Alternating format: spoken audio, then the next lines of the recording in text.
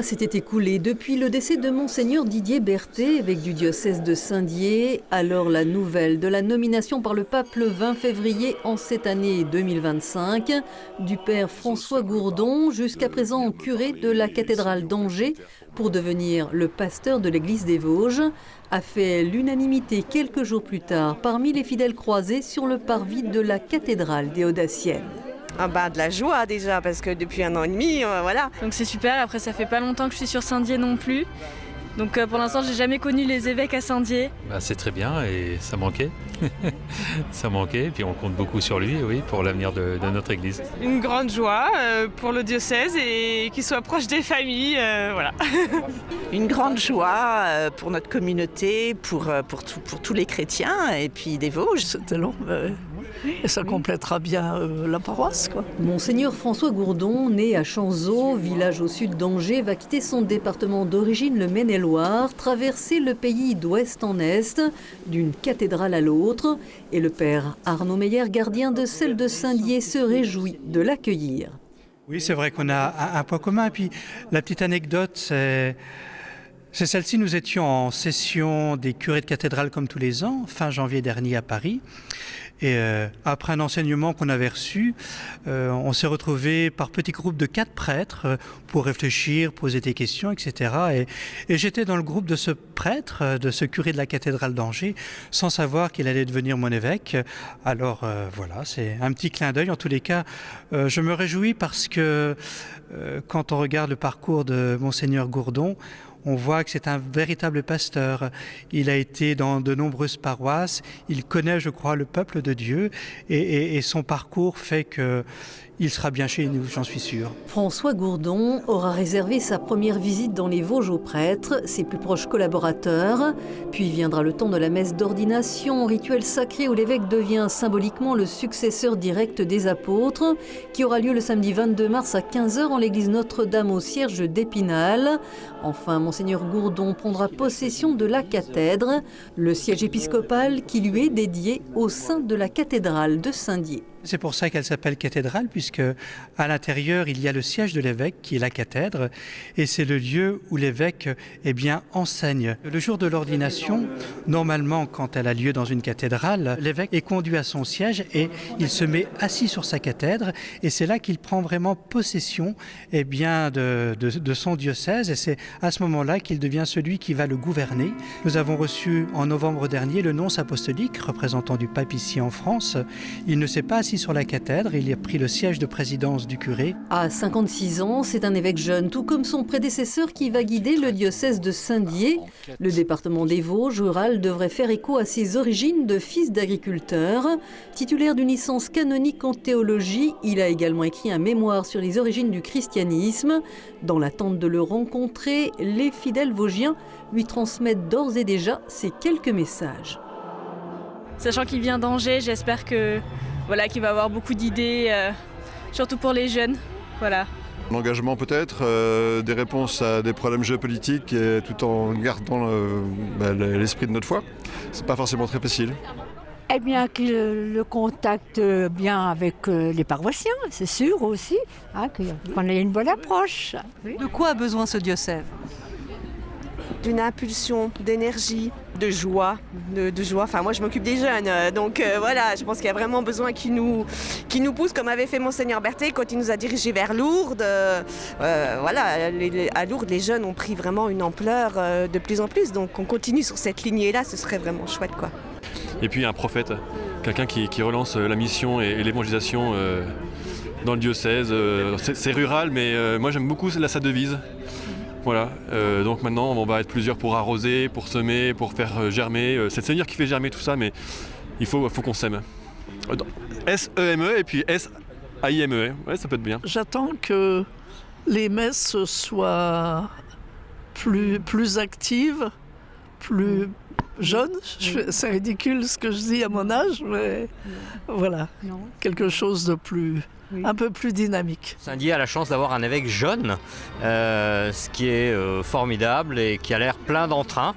Donc les Déodaciens lui souhaitent, j'imagine, bonne arrivée ici dans son église cathédrale. Il sera le 18e évêque de Saint-Dié. Pour clore ce magazine, voici ce portrait réalisé par la chaîne KTO, où Monseigneur François Gourdon se livre sur son parcours et adresse ses premières paroles aux fidèles du diocèse de Saint-Dié. L'appel du pape m'a pris par surprise pour aller dans ce diocèse de Saint-Dié. Et je l'ai reçu comme un appel à aller plus loin dans le don de moi-même, à la suite de Jésus.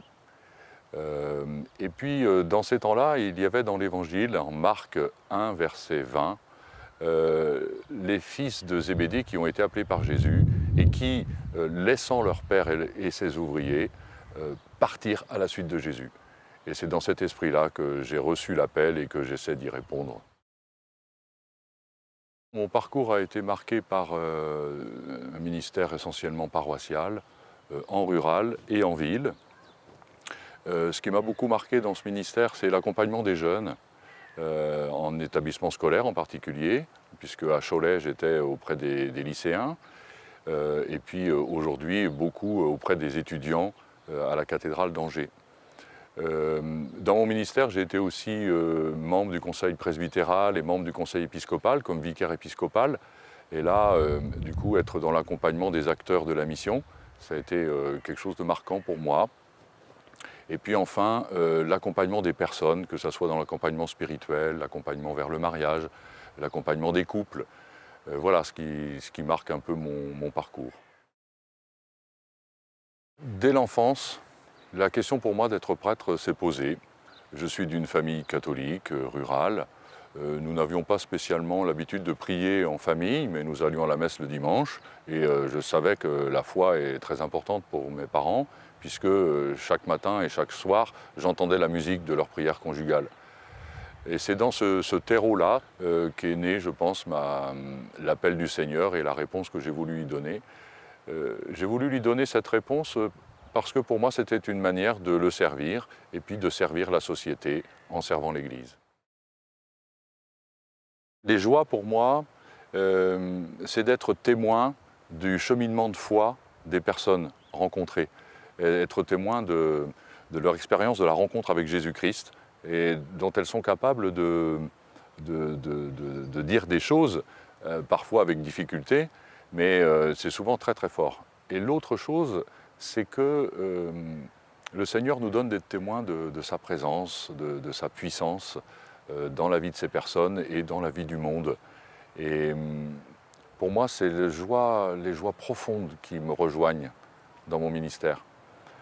Quant aux difficultés, il s'agit de deux choses. La première, c'est pas facile d'aider les gens, d'aider les personnes à trouver leur place, leur juste place, tant dans l'Église que dans la société.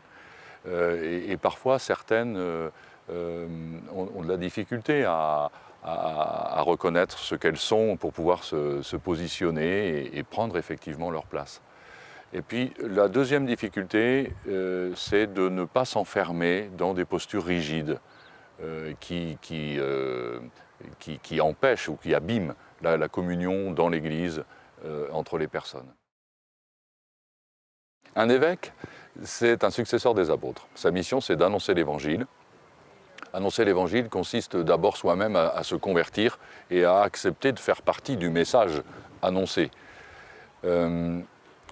C'est être témoin aussi de l'action du Christ et de la proximité du royaume de Dieu, tel que le dit le Christ lui-même au début de sa prédication évangélique. Et donc le rôle de l'évêque va être de stimuler l'Église dont il reçoit la charge pour être dans cette dynamique d'annonce de l'Évangile et de rendre compte de la proximité du royaume de Dieu.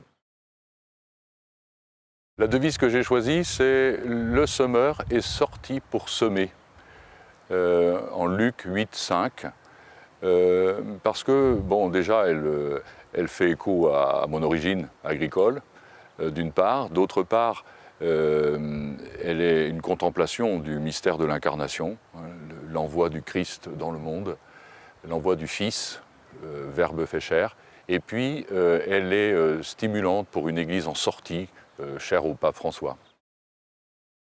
J'ai vraiment le cœur gros de quitter Angers, l'Anjou, Mais c'est avec un immense merci que je quitte, parce que c'est cette église qui m'a enfanté à la foi, c'est cette église qui m'a appris la mission et l'importance de l'annonce de l'évangile pour être une église vivante. Bien sûr, je sais que certains sont inquiets de ce qui va se passer après, tant sur la paroisse que dans d'autres responsabilités que j'ai, mais j'ai confiance en Dieu qui n'abandonne pas ceux qui l'appellent. Alors j'ai une grande pensée pour mon prédécesseur, Monseigneur Berthet, qui est décédé il y a 18 mois. Et je viens confiant dans le fait que ceux qui vont m'accueillir dans cette église de Saint-Dié vont m'apprendre à connaître leur église, à l'aimer. Je viens en me disant que je vais me mettre à leur école pour mieux comprendre qui ils sont, comment ils vivent l'évangile et comment avec eux je vais pouvoir annoncer l'évangile.